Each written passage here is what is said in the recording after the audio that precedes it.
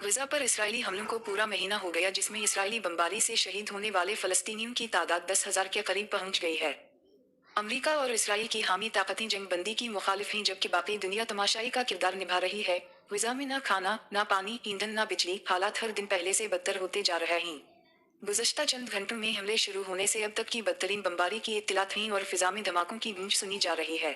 غزہ پر پیر کی صبح بمباری میں 27 افراد شہید۔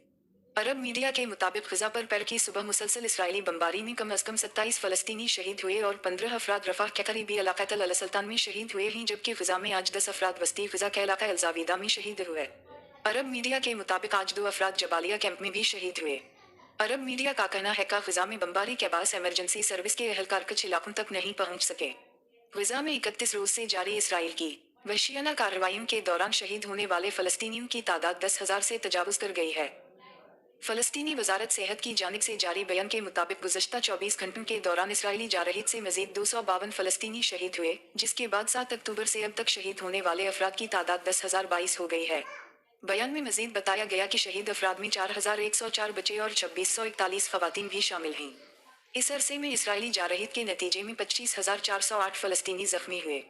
دوسری جانب امریکہ نے جوہری آبدوز مشرق وسطی بھیج دی۔ امریکی فوج کی سینٹرل کمانڈ سینٹ کام کا کہنا ہے کہ امریکہ نے جوہری آبدوز مشرق وسطی بھیج دی ہے۔ سینٹ کام نے مشرق وسطی کے لیے اوہایو کلاس جوہری آبدوز کے پہنچنے کا اعلان کیا ہے۔ امریکہ پہلے ہی 2 طیارہ بردار بحری جہاز مشرق وسطی بھیج چکا ہے۔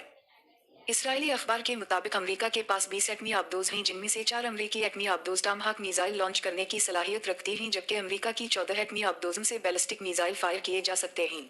CIA کے سربراہ اسرائیل پہنچ گئے۔ امریکی اخبار کا کہنا ہے کہ امریکی خفیہ ایجنسی سی انٹرآرٹس کے سربراہ ولیم برنز اسرائیل پہنچ چکے ہیں۔ ولیم برنز حماس کے خلاف لڑائی جاری رکھنے پر بات چیت کریں گے اور اسرائیلی مقیمین کی رہائی کے لیے آپریشن پر بھی گفتگو کی جائے گی۔